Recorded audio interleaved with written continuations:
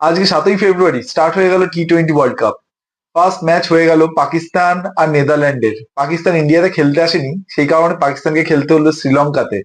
তা নেদারল্যান্ডের সাথে খেলা হলো কি, আর খেলার যে হাইলাইটস যেটা, সেটা আপনাদেরকে বলে রাখি।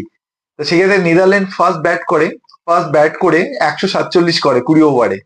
আর পাকিস্তান সেই 147 রান করতে গিয়ে ল্যাজে গৌড়ে অবস্থা হয়ে গেল।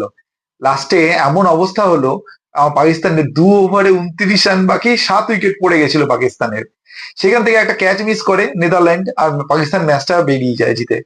কিন্তু পাকিস্তান বারবার বলে না যে আমাদের क्या বাবার बात है আজম सर, করে নেবে, क्या বাবার बात আজম है করে নেবে। सर, কত রান क्या করলো বাবার ये আজম? बात है। একটা টান টান উত্তেজনা ম্যাচ, যেখানে পায়ে পাকিস্তান হেরে যায় এরকম অবস্থা। 18 বলে 15 রান। আরে টি-20 খেলা হচ্ছে, এটা টেস্ট নয়। 18 বলে 15 রান। আর আরেক দিক থেকে পাকিস্তানের ছোট ये ভাই सब क्या देखना বাংলাদেশ, पड़ रहा है। তারা তো যায় যায় যায় अच्छा যায় है मैं যায় যায় अंधा हूँ। অবস্থা। আমাদের দাদারা হেরে যাবে, আমাদের দাদারা হেরে যাবে, আমাদের দাদারা হেরে যাবে। আরে তাদের দাদারা তো হারবেই। গ্রুপ লিগ থেকে না চলে যায় সেইটা দেখ। তার কারণ হচ্ছে, এক তো ইন্ডিয়ার সাথে খেলবে না বলেছে, তো সেই ক্ষেত্রে ইন্ডিয়ার পয়েন্টটা পেয়ে গেছে। আর ইন্ডিয়ার বি টিম কোনটা বলতো? ইউএসএ আসছে খেলতে। একবার ইউএসএ টিম লিস্টটা চেক করে নিন। এই ইউএসএ যে টিমটা আছে না, এটা ইন্ডিয়ার বি টিম। এরাই যদি পাকিস্তানকে হারিয়ে দেয়, আর যদি কোনো কারণবশত পাকিস্তানের কোনো একটা ম্যাচ বৃষ্টির জন্য পয়েন্ট শেয়ার হয়ে যায়, পাকিস্তান টাটা বাই বাই।